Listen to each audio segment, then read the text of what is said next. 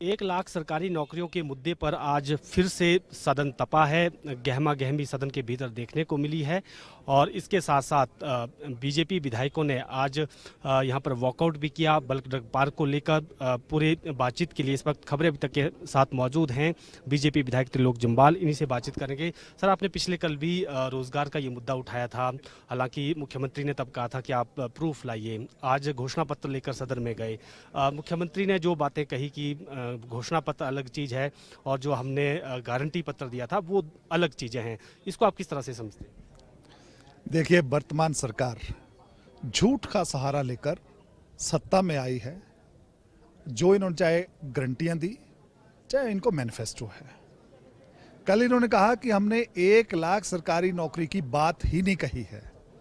कल मैंने इनको इनके मैनिफेस्टो की क्लिपिंग दिखाई थी, एक पेज दिखाया था, लेकिन सम्माननीय मुख्यमंत्री जी ने मुझे 2 बार बीच में इंटरप्ट किया और कहा कि हमने ऐसी कोई बातचीत सरकारी नौकरी देने की नहीं कही है। मैंने कहा कि आपने अपने मैनिफेस्टो में कहा है कि पहली कैबिनेट की पहली बैठक में 1 लाख सरकारी नौकरियां दी जाएंगी, लेकिन माननीय मुख्यमंत्री जी उसको कतई सहमत नहीं थे। आज हम उनका मैनिफेस्टो लेके आए। जो मैनिफेस्टो उन्होंने छापा था, उस मैनिफेस्टो में रोजगार का जो कॉलम है, रोजगार के कॉलम में पहली लाइन में ही ये लिखा है कि हम जैसे ही सत्ता में आएंगे कैबिनेट की पहली बैठक में 1 लाख सरकारी नौकरियां दी जाएंगी। आज उस इशू को हमने विधानसभा के प्रश्नकाल से पहले उठाया।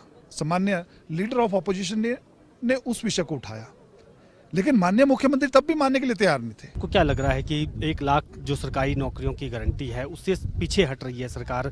हालांकि अपने तरीके से कहने की कोशिश कर रही है कि गारंटियां हमेशा 5 साल के लिए होती हैं, सारे काम हम 5 साल में करेंगे। उन्होंने कहा कि साल हमने 20,000 लोगों को रोजगार भी दे दिया है।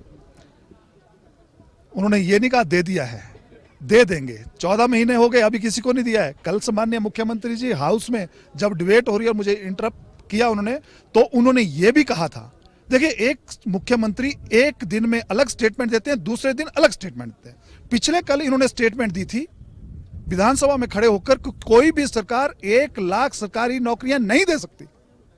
आज जब हमने वो डॉक्यूमेंट विधानसभा के पटल पर रखा तो कहते हैं कि नहीं नहीं, हम कोशिश करेंगे कि 5 साल में इनको दे दें, लेकिन हम रिस्पॉन्सिबल विपक्ष हैं, हम इनको बिल्कुल भी इनकी बात से मुकर नहीं देंगे। बल्क ड्रग पार्क और जो मेडिसिन डिवाइस पार्क है उसको लेकर आपने वॉकआउट अभी किया है। मुख्यमंत्री ने कहा हिमाचल के हित बेचे गए हैं और हम अपनी शर्तों पर इन डिवाइस पार्क को और बल्क ड्रग पार्क को बनाएंगे। देखिए, मैं तो ये कहूंगा कि भगवान इस सरकार को सद्बुद्धि दे।